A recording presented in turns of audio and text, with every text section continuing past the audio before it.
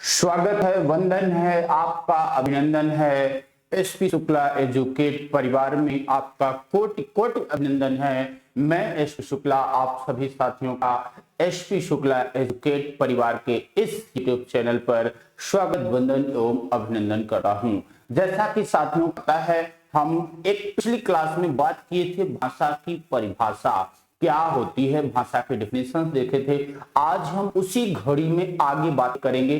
पिछले पार्ट में मैंने कुछ प्रश्न पूछे थे जिनका बहुत सारे साथियों ने जवाब दिया था, उनको कोटिशः धन्यवाद। आइए आज के सेशन की हम शुरुआत करते हैं। जैसा कि आपको पता है, हम बात कर रहे थे भाषा की और उसी भाषा में हमने बताया था कि भाषा संस्कृत के भाष धातु से मिलकर के बनती है। संस्कृत के भाष धातु से मिलकर के बनती है भाषा। अब जरा इसी पर थोड़ी सी और चर्चा करते हैं, फिर आगे बातें करेंगे। भाषा के लिए जब आप डिफिनेशंस दे रहे होते हैं, जब आप परिभाषा दे रहे होते हैं, तो कहा जाता है कि भाषा वह माध्यम है, भाषा वह माध्यम है, या भाषा वह युक्ति है, भाषा वह प्रयास है, या भाषा वह साधन है, या कह सकते हो भाषा वह रूप है, भाषा वह रूप है,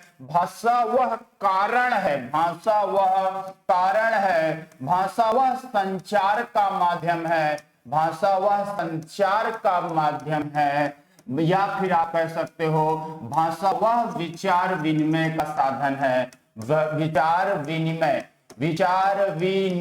भाषा वह विचार विनिमय का साधन है, भाषा वह विचार विनिमय का साधन है। या कह सकते हो कि भाषा वह बहुत सारे रूप दे सकते हो। यानी कहने का मीन्स क्या है, शब्द शक्ति को बढ़ाइए। शब्द शक्ति इसलिए बढ़ाने की बात की जाती है साथियों, क्योंकि शब्दों का ही खेल है, शब्दों का ही मेल है, शब्दों से ही बच्चा पास है, शब्दों से ही बच्चा फेल है। इसीलिए शब्द शक्ति, शब्द की पराकाष्ठा को जितने बढ़ाओगे आपकी तैयारी उतनी ही अच्छी होती जाएगी। इसीलिए हमारी शब्दकोश में ज्यादा से ज्यादा शब्द हों। एक ही शब्द को कहने के लिए जब आप अनेक शब्दों का प्रयोग करोगे तो हमारी भाषा में लयात्मकता आ जाती है, भाषा में बुद्धिमत्ता आ जाती है। और जो भाषा की लयात्मकता होती है, जब उसमें आप प्रयोग करोगे स्वराघात और लाघात के प्रयोग से जब चीजों को बढ़ाओगे तो चीजें बहुत ही अच्छे से समझ में आ जाती हैं और सहज हो जाती हैं।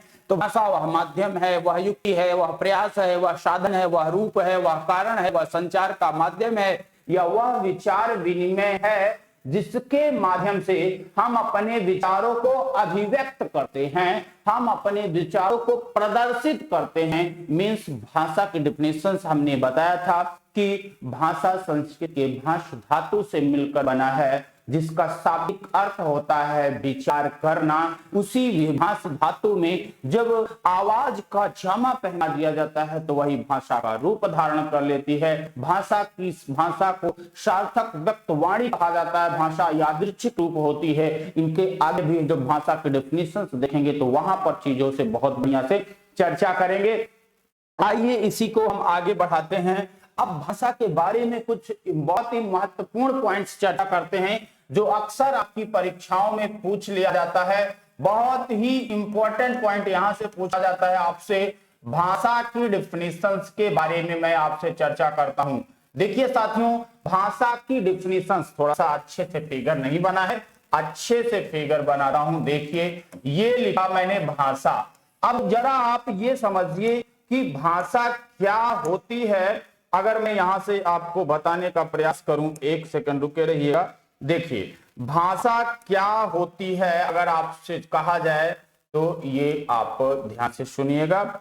चलिए इसको हटा देता हूं, वैसे ही लिखता हूं। देखो भाषा के बारे में चर्चा करते हैं। तो भाषा क्या होती है साथियों? भाषा की मौखिक इकाई, आपसे पहला प्रश्न पूछा जाता है, भाषा की मौखिक इकाई क्या होती है? तो भाषा की मौखिक इकाई ध्वनि होती है। क्या होती है? ध्वनि होती है। ध्वनियों का लिखित रूप क्या कहलाता है? वर्ण कहलाता है। वर्ण अथवा अक्षर तो कहा जाता है, जबकि इनमें अंतर है। वर्ण अथवा अक्षर में क्या अंतर है, इस पर हम अगली क्लास में चर्चा करेंगे। फिर इसके बाद आपका आता है कि वर्ण अथवा अक्षरों के मेल से शब्द बनता है और शब्दों के मेल से वाक्य बनती है, शब्दों के मेल से वाक्य बनती है। अब यहां से जो बातें ध्यान देने वाली हैं, आपने देखा कि भाषा की लघुतम इकाई क्या कहलाती है? ध्वनि। और भाषा ध्वनि का लिखित रूप क्या कहलाता है? वर्ण अथवा अक्षर। वर्ण अथवा अक्षरों के मेल से क्या बनती है? शब्द। शब्दों के मेल से क्या बनती है? वाक्य बनती है। तो लगे हाथ इसको लिख लेते हैं। ये कैसी इकाई है साथियों? भाषा की मौखिक इकाई। आपसे कल को कहा जाएगा भाषा की मौखिक इकाई बताइए, तो भाषा की मौखिक इकाई क्या होती है? ध्वनि। ध्वनि को भाषा की मौखिक इकाई कहते हैं।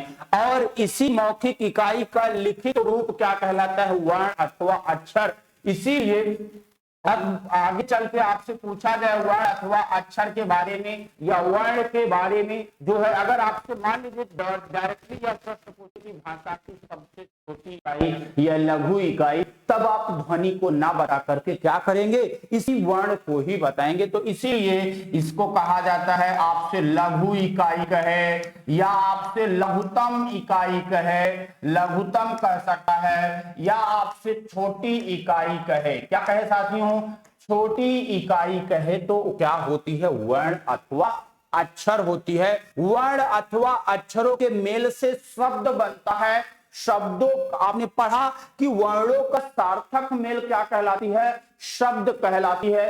शब्दों के बारे में कहा जाता है, इस शब्द के बारे में कहा जाता है अर्थ की दृष्टि से। कई बार यह प्रश्न पूछा है, अर्थ की दृष्टि से, अर्थ की दृष्टि से छोटी इकाई। अब देखो क्वेश्चन क्या पूछा जाता है आपसे साथियों? अर्थ की दृष्टि से भाषा की सबसे छोटी इकाई या भाषा की प्रथम सार्थक इकाई की बात करें तो इसी को कहा जाता है भाषा की प्रथम सार्थक इकाई।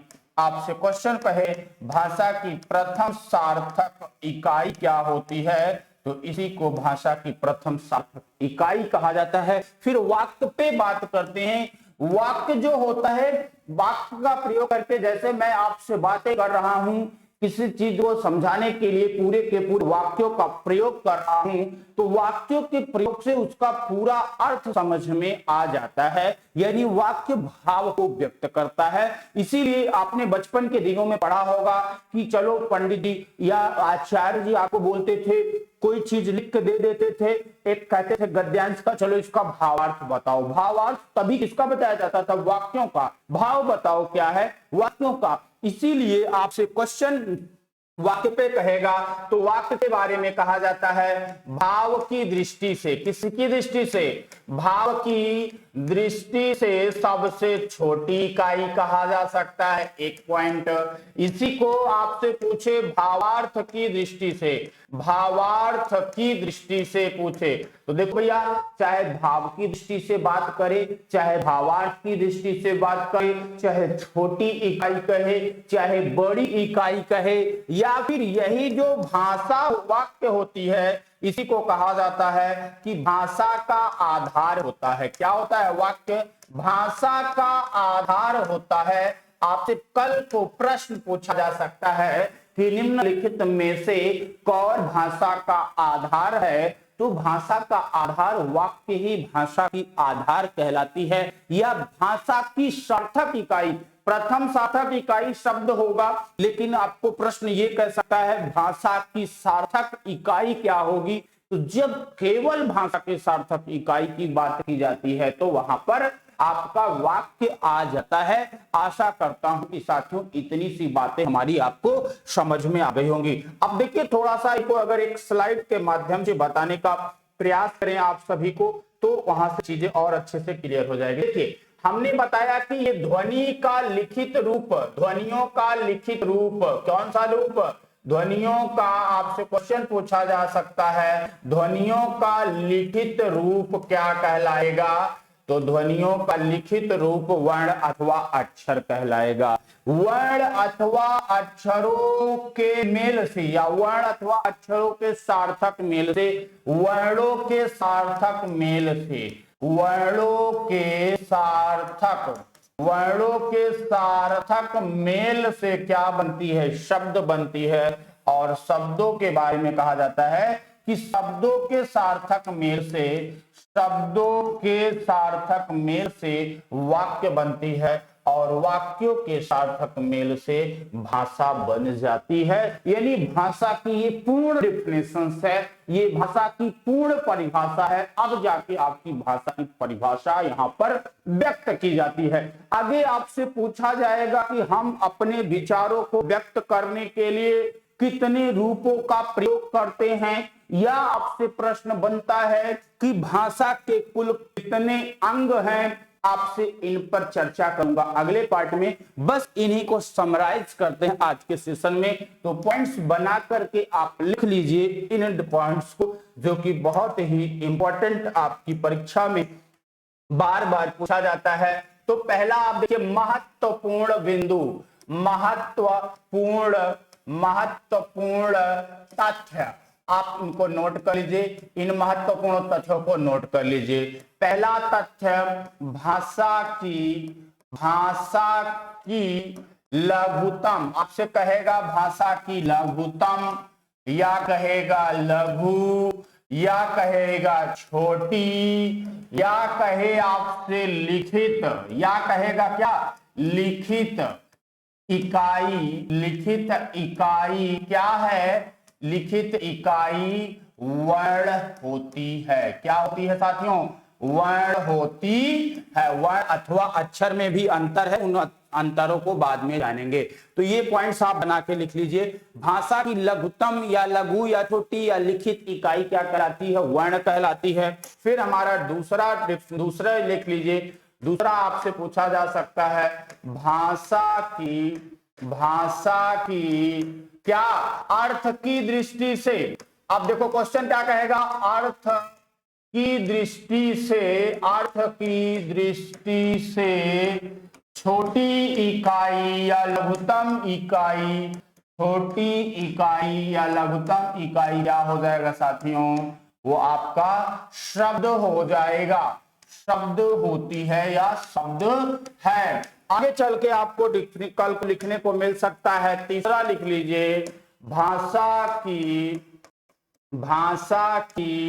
किसके दृष्टि से, भाव या भावार्थ की दृष्टि से, भाव या भावार्थ की दृष्टि से, भाव या भावार्थ की दृष्टि से, चाहे छोटी इकाई पूछे चाहे बड़ी इकाई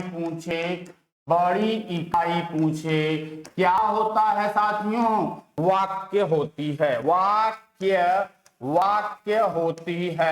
वाक्य होती है या वाक्य है। इसके बाद जो है चौथा प्रश्न आपसे पूछा जाता है, बहुत ही महत्वपूर्ण, कि भाषा का आधार क्या होता है। तो आप लिख लीजिए, भाषा का आधार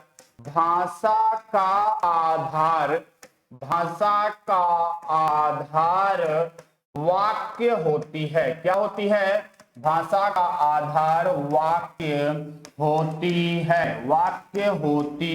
है। और लास्ट पॉइंट लिख लेते हैं, अंतिम पॉइंट्स लिख लेते हैं। अंतिम पॉइंट, पांचवा पॉइंट लिख लीजिए। आपसे कल को यह भी क्वेश्चन कहा जा सकता है कि भाषा की मौखिक इकाई के बारे में, तो आप लिख लो भैया, भाषा की मौखिक इकाई, भाषा की मौखिक इकाई क्या होती है, भाषा की मौखिक इकाई ध्वनि होती है। क्या होती है साथियों, ध्वनि होती है। भाषा की मौखिक इकाई ध्वनि होती है। ठीक है साथियों, इस सेशन में इतना ही। आप इसका स्क्रीनशॉट लेना चाहें तो इसका स्क्रीनशॉट भी ले लें। आशा करता हूं कि हमारे द्वारा दी गई जानकारी से आप संतुष्ट भी होंगे, आपको समझ में भी आ गया होगा। एक प्रश्न आपके लिए जो नित्य प्रतिदिन पूछा जाता है, उसी घड़ी में एक प्रश्न आपका है, बताना है आपको भाषा की